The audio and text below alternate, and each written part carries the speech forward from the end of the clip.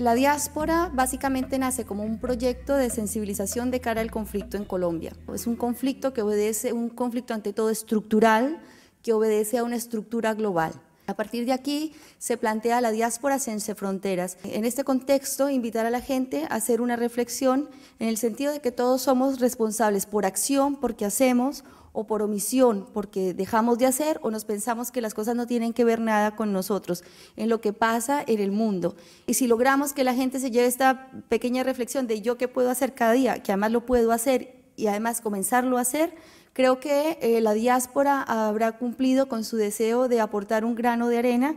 en la coyuntura actual a nivel planetario. Es pretén donar aquí a la seu de l'obra social, a la Pedrera, un nou ús una mica més obert a tota la societat catalana en primer lloc i de tot l'Estat, evidentment, fent-la una mica una seu d'un diàleg social. Una iniciativa com la Vuitena Diàspora encaixava perfectament bé amb aquesta nova visió que teníem de la Pedrera. I a poc aquest germen, aquesta idea inicial, s'ha anat ampliant a una diàspora molt més global i, de fet, a l'entorn de la iniciativa avui en dia hi ha temes i problemes de tot el món i, a més s'ha anat incorporant altres activitats i altres ofertes, com especialment aquest any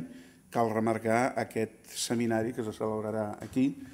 a la Pedrera. El seminario,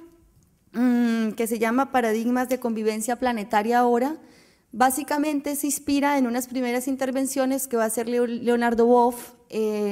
cuando se hizo el Foro Social en Belén,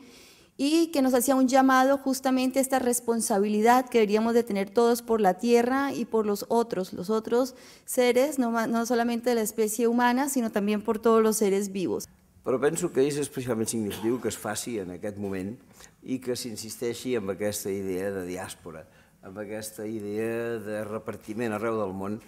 i aquesta idea de que les poblacions han de passar d'un lloc a l'altre sense cap tipus de fronteres i que aleshores s'intenti comprendre què són el que fan les societats, quina és la riquesa cultural extraordinària que hi ha arreu del món i presentar-la en aquest moment és un camí que resulta imprescindible per treballar en contra d'aquest tipus de malentès, perquè jo penso que una part del racisme i la xenofòbia no és per mala voluntat, és per malentès, és perquè la gent no sap ben bé el que passa i precisament el que fa aquesta diàspora és donar a conèixer què passa.